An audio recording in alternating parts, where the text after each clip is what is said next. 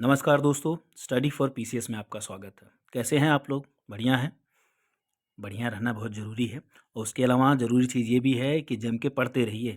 पढ़ने का कोई भी विकल्प नहीं होता है। चलिए, तो संविधान के सीरीज़ में दोस्तों आज मैं आप लोग को राष्ट्रपति के बारे में बताने जा रहा हूँ। जैसा आप लोग देख पा रहे हैं, संघीय कार्यपालिका राष्ट्रपति, ठीक है? ये काफ़ी इंपॉर्टेंट टॉपिक होता है। ये लगभग सभी एग्ज़ाम्स में पूछा जाता है और नॉर्मली सबको जानकारी भी होनी चाहिए कि भाई राष्ट्रपति का कैसे-कैसे, क्या-क्या प्रोविज़न है, कैसे निर्वाचन होता है, कैसे महाभियोग होता है, सारी चीज़। चलिए तो फटाफट इसको देख लेते हैं। आप देख पा रहे हैं अनुच्छेद 52 इसके तहत ये कहा गया है कि भारत का एक राष्ट्रपति होगा, ठीक है? 52 में सीधी-सी बात है, क्या है अनुच्छेद आर्टिकल 52 में भारत का एक राष्ट्रपति होगा। 53 में देख लीजिए, 53 में क्या कहा गया है कि कार्यपालिका शक्ति राष्ट्रपति में निहित होगी, ठीक है? मतलब जो एग्ज़ीक्यूटिव पावर है सेंट्रल गवर्नमेंट की काम करने की, किसमें निहित होगी? राष्ट्रपति में। राष्ट्रपति के नाम से सब कुछ होगा, ठीक?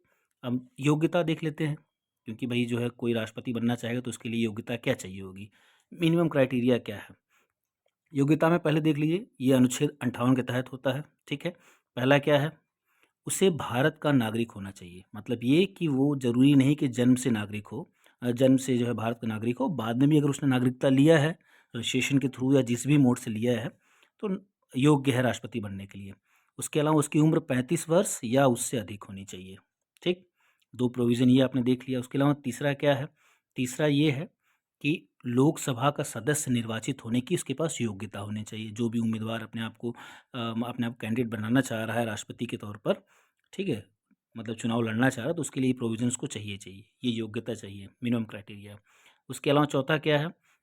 उसे भारत सरकार या राज्य सरकार, सेंट्रल गवर्नमेंट या स्टेट गवर्नमेंट के अधीन किसी भी लाभ के पद पे, मतलब किसी भी जॉब में जहाँ से उसको फ़ायदा हो रहा हो, कैसा डेजिग्नेशन, वहाँ पे नहीं होना चाहिए। कोई उस टाइम नहीं होना चाहिए। अगर पहले उसने ले रखा है ठीक है, लेकिन जब वो फाइल करेगा अपना, तो उस टाइम उसके पास नहीं होना चाहिए, ठीक? आगे देख लेते हैं निर्वाचन की रीति।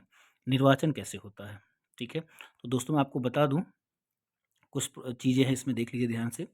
भारत के राष्ट्रपति का निर्वाचन अप्रत्यक्ष रूप से होता है, पहला पॉइंट। डायरेक्ट नहीं होता, इनडायरेक्ट होता है। दूसरा, आनुपातिक प्रतिनिधित्व प्रणाली। ये क्या मतलब हुआ? ये जो है प्रोपोर्शनल रिप्रेजेंटेशन है। मतलब जो भी रिप्रेजेंटेशन होगा, मतलब प्रतिनिधित्व होगा, वो प्रोपोर्शन बेस पे होगा। उसके अलावा एकल संक्रमणीय मत पद्धति। इसका मतलब क्या होता है? इसका मतलब होता है single transferable vote system. Single transferable vote system. अब इसको ऐसा समझ लीजिए, जैसे 4 जो मान लीजिए कैंडिडेट है, ठीक है? 1, 2, 3, 4। तो अब जो भी जो है वोटर होंगे जो वोट देने जाएँगे, तो वो लोग क्या काम करेंगे, उनकी जो प्रायोरिटी का मतलब वो लोग चाह रहे हैं कि अगर ए या बी मेंबर जो है या उसका जो भी चुनिंदा उम्मीदवार है, वो टॉप पे रहे, तो उसको वो लोग फर्स्ट पे रखेंगे। उसके बाद सोचेंगे कि अगर मान लो ये नहीं होता है, तो दूसरा कौन होगा, तो उसके नीचे। मतलब अपने हिसाब से सभी जो है वोटर्स जो है कैटेगराइज़ कर देते हैं। वोट एक ही रहेगा, ठीक है? वोट एक ही बार देंगे, लेकिन वो सीक्वेंस बना देंगे कि भाई हमारा जो सबसे ज़्यादा चहेता जो उम्मीदवार है वो नंबर 1 पर है, उससे नीचे वाला 2 पर है, उससे नीचे वाला 3, उसके नीचे 4। ये प्रायोरिटी होती है। इसे ही बोलते हैं एकल संक्रमणीय मत पद्धति। उसके अलावा गुप्त मतदान रीति से होता है, ठीक? ये 4-5 आपने प्रोविज़न देख लिया। उसके अलावा देख लेते हैं और क्या है। उसके अलावा दोस्तों नीचे क्या लिखा हुआ है? नीचे लिखा है कि अनुच्छेद 54 क्या कहता है? अनुच्छेद 54 राष्ट्रपति का निर्वाचन सीधे जनता न करके एक निर्वाचक मंडल करता है। ठीक है? जनता के थ्रू नहीं होता है, निर्वाचक मंडल के थ्रू होता है। अब निर्वाचक मंडल में कौन-कौन होते हैं उसको देख लेते हैं। निर्वाचक मंडल, ये देखिए निर्वाचक मंडल में 2 प्रकार के सदस्य होते हैं। वो कौन-कौन से हैं? वो देखना ज़रूरी है। अब ये देखिए पहला पॉइंट ले लीजिए। पहला पॉइंट क्या कहता है कि संसद के दोनों सदन होंगे, दोनों सदन के मेंबर्स होंगे, लेकिन कौन से मेंबर्स होंगे? निर्वाचित मेंबर। मतलब जिनका जो है इलेक्शन हुआ है, जो इलेक्ट होके गए हैं, चुन के गए हैं, वो नहीं जो मनोनीत हुए हों। मतलब जिनको खुद राष्ट्रपति ने जो है मतलब भेजा हो, उनकी मतलब वो लोग भाग नहीं ले सकते, निर्वाचित भाग लेंगे। दूसरा क्या है? राज्य की विधानसभाओं के निर्वाचित सदस्य। विधानसभाओं की बात हो रही है, विधान परिषद की बात नहीं हो रही है, ठीक है? विधानसभा की बात हो रही है। उसके बाद नीचे देख लीजिए, ये भी बड़ा इंपॉर्टेंट है। 70 अमेंडमेंट किया गया, तो उसके तहत क्या काम किया गया? राजधानी दिल्ली और पौंडीचेरी विधानसभाओं के सदस्यों को भी निर्वाचक मंडल में शामिल किया गया, ठीक? तो ये छोटा-सा प्रोविज़न है, ये आप देख लीजिएगा। दोबारा से मैं दिखा दूँ आपको। क्या है?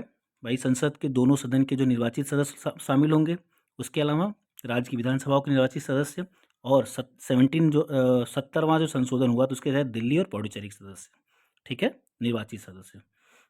आगे देख लेते हैं, ये 57 में एक इम्पॉर्टेंट क्वेश्चन कभी कभी पूछ लेता है कि भाई कोई भी राष्ट्रपति कोई भी व्यक्ति अगर राष्ट्रपति बनता है तो क्या दोबारा राष्ट्रपति बन सकता है? तो भारत में बिल्कुल ये प्रोविज़न है। भारत में ऐसी कोई बाध्यता नहीं है, जो व्यक्ति एक बार राष्ट्रपति बना वो कई बार बन सकता है, ठीक है? अनुच्छेद 57 यही कहता है। आगे देख लेते हैं, राष्ट्रपति को अपने पद से हटाया जाना। अभी राष्ट्रपति अपने पद से हटता कैसे? हमने निर्वाचन देख लिया, अब हटने का प्रोसीजर देख लेते हैं। तो हटने के प्रोसीजर में दोस्तों अनुच्छेद 61 का 1, ठीक है? 61 का 1 क्या कह रहा है? ये कह रहा है कि संविधान अतिक्रमण मतलब संविधान के जो रूल्स एंड रेगुलेशन है, ठीक है? अगर उनको राष्ट्रपति जो है मतलब नहीं मानता है, उनका अतिक्रमण कह सकता है, एक उल्लंघन करता है, तो फिर क्या होता है कि संसद जो है महाभियोग प्रणाली द्वारा, एक प्रणाली होती है महाभियोग, इसके द्वारा राष्ट्रपति को हटा सकती है, ठीक। अब नीचे देख लीजिए, अनुच्छेद 61(2) क्या कहता है? 61(2) कहता है कि भाई जो महाभियोग जब लगाया जाएगा, है ना, तो उसमें क्या प्रावधान होंगे, क्या क्या चीज़ें होंगी उसमें, ये चीज़ देखिए बताई गई है। पहला क्या है कि जो भी चीज़ें लाई जाएंगी महाभियोग के तौर पे, किसी भी तौर पे राष्ट्रपति को हटाने के लिए, तो वो एक प्रस्ताव के रूप में होना चाहिए, ठीक, किसी भी सदन में आए। उसके अलावा 14 दिन का नोटिस, रिटन नोटिस जो है राष्ट्रपति को जाना चाहिए। ये क्वेश्चन कई बार पूछता है 14 दिन का, कि कितने दिन पहले जो है कितने दिन का नोटिस दिया जाता है या रिटन जो है इन्फॉर्मेशन दी जाती है, तो 14 दिन की, और वो एक प्रस्ताव के तौर पे आना चाहिए, ठीक। अब आगे देख लेते हैं, दूसरे पॉइंट में क्या कहा गया, ऐसा प्रस्ताव उस सदन के जहाँ पे प्रस्ताव रखा गया है 1/4 सदस्यों के हस्ताक्षर होने चाहिए, ठीक। तीसरे में क्या कहा गया, उच्च सदन की कुल संख्या के 2/3 बहुमत द्वारा पारित होना चाहिए, ठीक। अब ये देखिए पॉइंट इम्पोर्टेंट है। ये कहता है जब संसद के सदन मतलब संसद का जो सदन है द्वारा आरोप लगाया जाता है, एक सदन अगर आरोप लगाता है तो दूसरा सदन क्या काम करता है, उसकी जांच करता है, ठीक है, जांच करता है। अब ये क्वेश्चन पूछता है कि जांच में क्या चीज़ है, जांच में है कि राष्ट्रपति उपस्थित हो सकता है वहां पर या अपने प्रतिनिधि को भेज सकता है, ये दो चीज़ है। जांच अगर राष्ट्रपति के खिलाफ हो रही है कि भाई उस राष्ट्रपति ने जो है क्या काम किया है, राष्ट्रपति जी ने जो है आपका जो है संविधान का अतिक्रमण किया है, तो वो जो जांच जो प्रोसीजर है, प्रक्रिया है, उसमें राष्ट्रपति खुद उपस्थित हो सकते हैं, ठीक है। साथ में अगर उपस्थित नहीं भी हो रहे हैं तो अपना प्रतिनिधि वहाँ भेज सकते हैं, ठीक। आगे क्या दिया हुआ है, आगे ये कहता है कि यदि जांच करने वाला सदन, जो सदन जांच कर रहा है, मान लो राज्यसभा में आया तो लोकसभा जांच करेगा, लोकसभा में आया तो राज्यसभा जांच करेगा, तो यदि जांच करने वाले सदन ने भी 2/3 बहुमत द्वारा पारित कर दिया तो प्रस्ताव पारित माना जाएगा, तब से राष्ट्रपति जो है वहां से हट जाएंगे, ठीक। ये प्रोसीजर था पूरा। अब आगे देख लेते हैं, आगे क्या कहता है, आगे कहता है कि यदि किसी भी तरह राष्ट्रपति का पद रिक्त हो जाए तो उपराष्ट्रपति तुरंत जो है उसका पदभार ग्रहण कर लेता है, ठीक। तो राष्ट्रपति के बाद तुरंत उपराष्ट्रपति आ जाता है। उसके अलावा यदि उपराष्ट्रपति का पद भी किसी कारणवश रिक्त हो जाता है तो सर्वोच्च न्यायालय का मुख्य न्यायाधीश राष्ट्रपति के पद को संभाल लेगा। तो ये क्वेश्चन पूछता है कि भाई राष्ट्रपति के बाद कौन आएगा, उपराष्ट्रपति। उपराष्ट्रपति भी किसी कारणवश उपस्थित न हुए तो फिर मुख्य न्यायाधीश, कौन सा मुख्य न्यायाधीश, सर्वोच्च न्यायालय मतलब एससी का, सुप्रीम कोर्ट का, ठीक।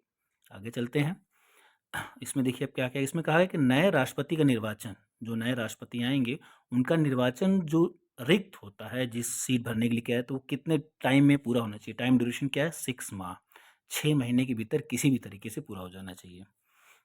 उसके अलावा क्या दिया है, ये नीचे देखिए, ये भी इंपॉर्टेंट है, अपना पद धारण करने से पहले राष्ट्रपति उच्चतम न्यायालय मतलब सुप्रीम कोर्ट के मुख्य न्यायाधीश अथवा उसकी या उनकी उपस्थिति में उस समय के उच्च न्यायाधीश के समक्ष शपथ ग्रहण करता है।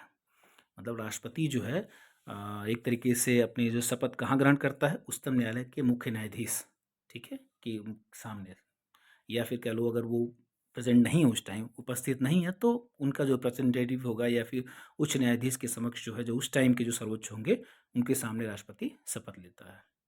ठीक है दोस्तों, तो यहीं पे अब स्लाइड को वाइंड अप करते हैं और मैं आशा करता हूँ तो कि राष्ट्रपति के बारे में आपको थोड़ा बहुत जानकारी समझ में आ गई होगी। बाकी दोस्तों मैं बता दूँ, ये सारे जो है पॉइंट्स जो मैंने अभी पिछले वीडियो में कवर किया सभी इंपॉर्टेंट्स हैं लगभग, और सभी क्वेश्चन में पुट अप किए जाते हैं, ठीक है। तो अगर ये वीडियो आपको इन्फॉर्मेशन के तौर पे लगी है, आपके लिए फ़ायदेमंद है एग्ज़ाम के पॉइंट ऑफ व्यू से, प्लस इन्फॉर्मेशन के पॉइंट ऑफ व्यू से भी, तो प्लीज़ इसको शेयर कीजिए, सब्सक्राइब कीजिए और ज़रूरी चीज़ पढ़ते रहिए और चैनल पे बने रहिए। चलिए ख्याल रखिए, धन्यवाद, मिलते हैं अगले वीडियो में।